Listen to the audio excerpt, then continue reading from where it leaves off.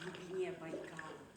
Притихли до поры порывы, стон, и не найти, дойди хоть до Урала, той чистоты огромных кедров звон.